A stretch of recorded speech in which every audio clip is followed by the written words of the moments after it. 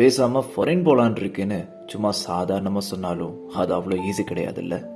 என்னங்க, நான் சொல்றது கரெக்டு தானே?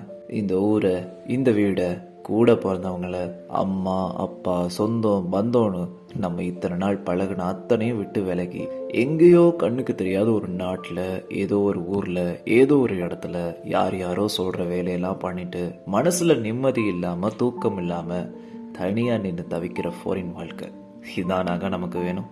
ஆனா இங்க யாரும் சும்மா ஆசைக்கு வெளிநாட்டுல போய் வேலை செய்யலங்க.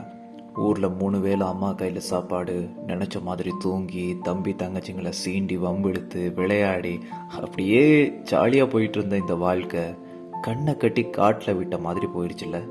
தெரியாத பாஷை, புரியாத பழக்கம், ஏதோ நம்மளை யாருக்கும் நேர்ந்து விட்ட மாதிரி ஆயிடுச்சுல. ஏன் என்னன்னு கேட்க கூட ஒருத்தர் கிடையாது. தனிமைன்ற தண்டனையை ஏத்துட்டு 2-3 வருஷம் அப்படிதான் ஆனும்ல.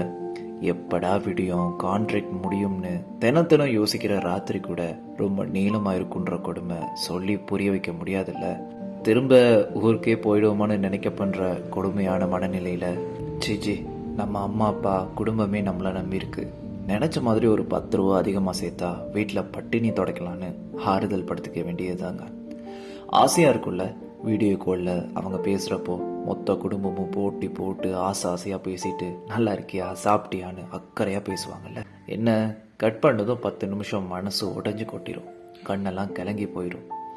ஏன்னா ஒவ்வொரு விஷயமும் நம்ம பழைய வாழ்க்கையை ஞாபகப்படுத்திட்டே இருக்கும். அப்படித்தானேங்க? நினைச்ச மாதிரி வாழ முடியாதுன்றப்போ நினைவுகளோட மட்டும் வாழ வேண்டியது தான். இங்கே எதுவும் மாறாது, நாம தான் மாற்றிக்கணும். அதுக்கு நாம அதை ஏற்றுக்கணும். ஆனால் பரவாயில்லைங்க, நான் என்ன கஷ்டப்பட்டாலும் ஒரு நாள் எல்லாத்தையுமே மாத்திடுவேன்னு உங்களை நீங்க நம்பி இவ்வளோ தூரம் வந்த அந்த நினைப்பு, அது உங்களை கண்டிப்பா ஒரு நாள் ஒசரத்துல வைக்கும்.